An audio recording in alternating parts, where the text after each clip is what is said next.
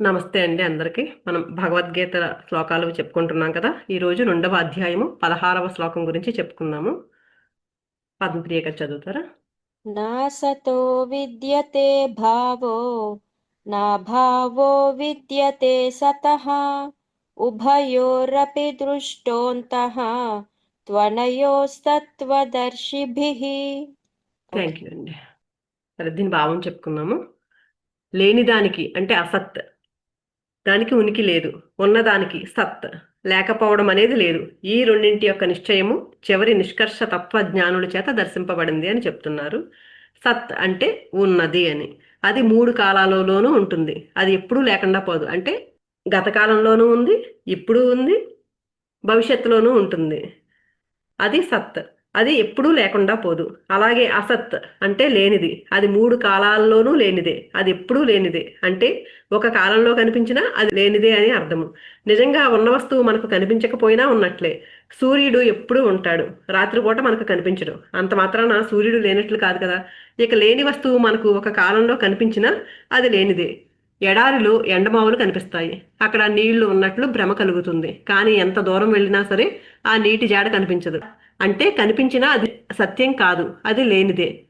అసత్తు అంటే కుందేటి కొమ్ములాగా, గొడ్రాలి బిడ్డలాగా ప్రతిదీ లేనిది కాదు. అంటే ఊహకు అందనిది కాదు. స్వప్నంలోని వస్తువులాగా ఊహించి వీలైనదే చూడగలిగిందే. అయితే అలా చూడగల సమయంలో కూడా అది లేనిదే. లేవు అంటే కానరావు అని అర్థం కాదు. లేకపోవడం వేరు, కానరాకపోవడం వేరు. వస్తువు కనిపించినా లేకపోవడము, లేకపోయినా కనిపించడము మిథ్య అంటారు. అదే భ్రాంతి, అదే అసత్. స్వప్నంలో ఉన్నంత వరకు స్వప్న వస్తువులు నిజంగా ఉన్నట్లే ఉంటాయి. అవి సంతోషాన్నో దుఃఖాన్నో కలిగిస్తూనే ఉంటాయి. కానీ మేల్కొన్న తర్వాత వస్తువులు లేవు, సుఖదుఖాలు లేవు. కనుక అవి కనిపించినప్పుడు కూడా లేనివే.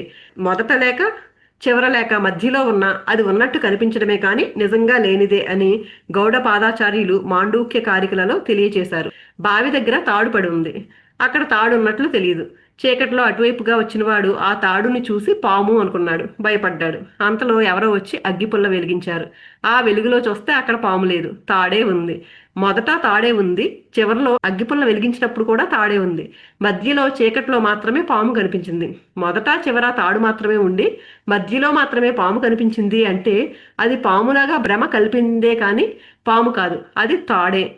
అంటే పాముగా నువ్వు భ్రమపడి భయపడినప్పుడు కూడా అది పాము కాదు, అది తాడే. అలాగే ముందు పాము లేదు, చివరా పాము లేదు, మధ్యలో పాము ఉన్నా అది పాము కాదు. కనుక 3 కాలాల్లోనూ తాడు ఉంది, అది సత్.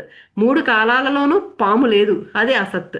అలాగే ఈ జగత్తు కూడా ఇప్పుడు కనిపిస్తుంది. సృష్టికి ముందు జగత్తు లేదు, ప్రళయం తర్వాత జగత్తు లేదు. మధ్యలో ఉన్నట్లు కనిపించినా అది లేనిదే, మిథ్యే, అసత్తే.